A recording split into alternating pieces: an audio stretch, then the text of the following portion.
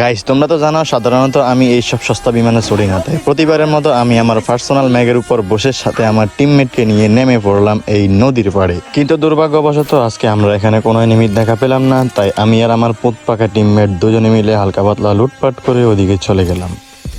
এইখানে আসার পর আমি দুইটা প্লেয়ারের আওয়াজ পাই, কিন্তু দুর্ভাগ্যবশত তারা আমাকে দেখে নাই, আর আমিও যাই নাই, কারণ হচ্ছে আমার কাছে শটগান নাই। তাই আমি একটু পিছনে চলে আসি।